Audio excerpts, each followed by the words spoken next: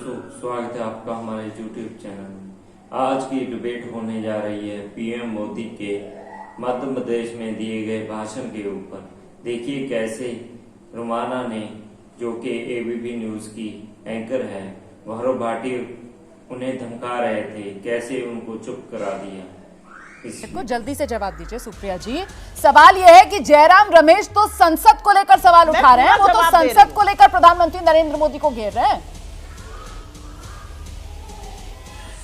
अरे कोई संसद किसी का घर थोड़ी है, संसद लोकतंत्र का मंदिर है। लोग चुनकर जाते हैं, जो लोग चुनकर जा रहे हैं उनको जनता एक मैसेज दे रही है। जनता कह रही है वहां पर ऐसे नीति निर्माण करिए कि हमें अपनी पॉलिसी ना सरेंडर करनी पड़े, हमें लोन ना लेना पड़े, हमारी बचत ना खत्म हो जाए। जनता ये मैसेज दे रही है। जनता कह रही है मध्य प्रदेश आए हो, 18 साल तक सरकार आपने चलाई प्रभु, यहाँ पर मध्य प्रदेश की बात करिए। 43 बार कांग्रेस का नाम लेके उनको मत कोसिए। जनता ये कह रही है। मैं गौरव भाटिया के पास चल रही हूं। मतलब गौरव भाटिया जी, आपने सुना, वो कह रहे हैं कि सब कुछ लिंक है। भले ही कांग्रेस पार्टी की तरफ से किसी भी मुद्दे को लेकर घेरा जाए बीजेपी को, प्रधानमंत्री नरेंद्र मोदी को, सरकार को, लेकिन बीजेपी को जवाब देना चाहिए नीतियों को लेकर। बीजेपी को बस जवाब देना चाहिए अपने कामकाज का, हिसाब किताब का।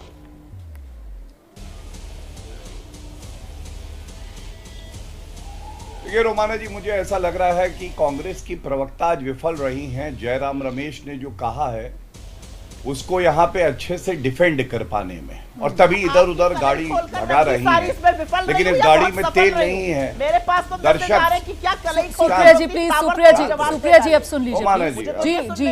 जी जी आइए, गौरव भाटिया को ले आइए मेरे साथ स्क्रीन पर प्लीज। गौरव भाटिया आइए, जवाब दीजिए।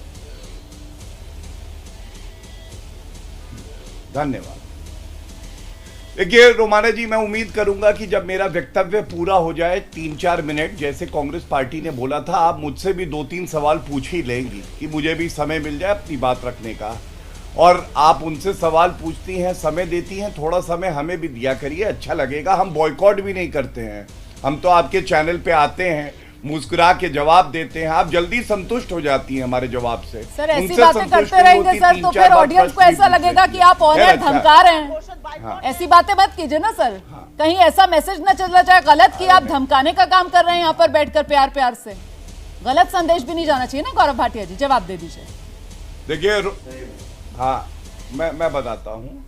देखिए, धमकाने का काम, डराने का काम वो करते हैं जो बुज़दिल और डरे होते हैं, जैसे कांग्रेस पार्टी है। 14 ऐसे पत्रकार हैं, आप ही की तरह हैं, ईमानदारी से अपना काम कर रहे थे, और कांग्रेस के प्रवक्ता जवाब देने में सक्षम नहीं थे तो बॉयकॉट कर दिया। ये उनकी फितरत है। जी आज ये मुद्दा नहीं है, ऐसा नहीं है। मैं ये मुद्दा नहीं है आज मेरे शो का। आप भी इस बात को जानते हैं, क्यों बार बार आप बॉयकॉट वाली बात लेकर आ रहे हैं, जो शो का मुद्दा ही नहीं है सर। आप खुद बॉयकॉट की बात बार बार लेकर आ रहे हैं सर। प्लीज मुद्दे पर आ जाइए जी। मैं नहीं लाऊंगा, आपको अच्छा नहीं लग रहा, मैं समझ रहा हूं, मैं नहीं ला रहा। अब मैं बिंदुवार तरीके से उत्तर देता हूं। पहले जो आज का विषय है, आपने रोमाना जी बहुत अच्छी बात कही। देखिए, जिसको काम करना होता है, जो लोकतंत्र के मंदिर में जनता की सेवा करने आया होता है, वो नुक्ताचीनी नहीं करता है। 3 दिन हुए नहीं, नई संसद की इमारत में इतिहास लिखा गया जब हमने देखा किस तरह से महिला नारी शक्ति वंदन अधिनियम पास होता है। लेकिन 3 दिन में जयराम रमेश और कांग्रेस पार्टी को पता चल गया कि घुटन हो रही है। अरे घुटन तो कांग्रेसियों को इसलिए होती है कि वो कांग्रेस पार्टी में है, वहां संवाद की जगह ही नहीं है, और दूरबीन से ढूंढ रहे हैं, कह रहे थे रोमाना जी। आप 2024 के परिणाम आने दीजिए, कांग्रेस पार्टी को भी दूरबीन से ही लोग ढूंढेंगे। हो सकता है डबल डिजिट तक ये पार्टी ना पहुंचे। और मैं इतना ही कहूंगा, विरोधाभास एक और है। विदेशी धरती पे राहुल गांधी जाके रोमाना जी कहते हैं भारत का लोकतंत्र खत्म हो चुका है।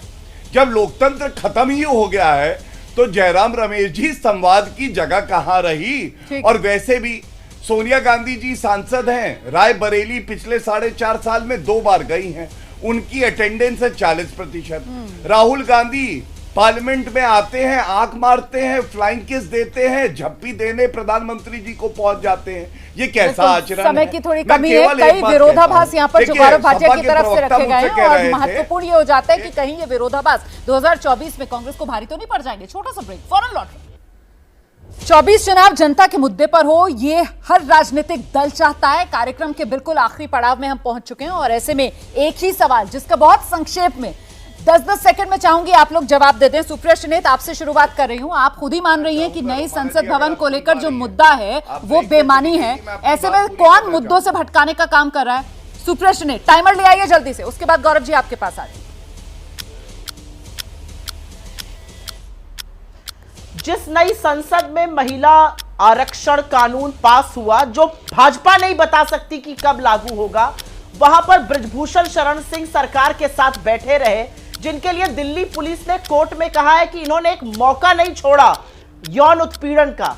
यह असलियत है इनके सांसदों की। इससे कम मैं कहूं तो अच्छा रहेगा, मेरा मुंह मत खुलवाइए। निशिकांत दुबे अपनी एक साथी सांसद को वैशाली की नगर वधु बताते हैं। ठीक है, समय हो गया। गौरव भाटिया, कौन भटका रहा है असली मुद्दों से? टाइमर ले आइए। धन्यवाद। सबसे पहले तो मैं ये कहूंगा, पेशाब कर दिया बता रही थी, बिहार में इन्हीं की सरकार है और बड़ा दुखद है कि वहां पे एक दलित महिला पे पेशाब किया, उसे निर्वस्त्र किया और राहुल गांधी के मुंह में दही जमी रही, एक शब्द नहीं बोली, ना उनकी प्रवक्ता बोली। ये तो इनकी है दोगला चरित्र। दूसरी बात, ये मध्य प्रदेश की करती है। नरेंद्र मोदी जी का इन्होंने भाषण ही नहीं सुना। नरेंद्र मोदी जी ने आज बताया है कैसे मध्य प्रदेश की जनता ने 20 साल में 19 साल भारतीय जनता पार्टी को चुना है। जल्दी से अनुराग बताइए, 30 सेकंड का टाइम करने का। अनुराग जी, देखिए नया सदन बनाया, नया भवन बनाया, अच्छी बात, लेकिन नई संस्कृति पैदा कर दी। उसके अंदर में व्यक्ति बीजेपी का सांसद खड़े होकर सदन का अपमान कर रहा है, बुरी बात। नया सदन इन्होंने बनाया है, अच्छी बात, लेकिन उसमें सेंट्रल हॉल नहीं बनाया जिससे लोग आपस में मिल ना पाए, बुरी बात। नया इन्होंने सदन बनाया, अच्छी बात, लेकिन राष्ट्रपति जी को पहले दिन नहीं बुलाया, बाकी बुरी बात है।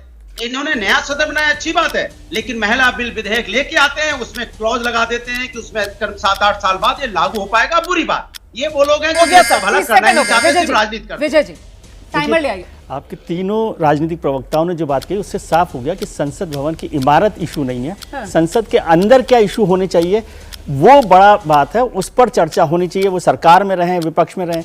सुप्रिया जी ने साफ बात, ठीक बात कही कि 3 दिन पर आप नहीं कर सकते, लेकिन 3 दिन में 60 लोगों ने लोकसभा में और 72 एमपीज ने राज्यसभा में महिला आरक्षण बिल पे। मुझे याद नहीं आ रहा कि पिछले 15 साल में, 20 साल में किसी बिल पे इतनी लंबी चर्चा हुई हो।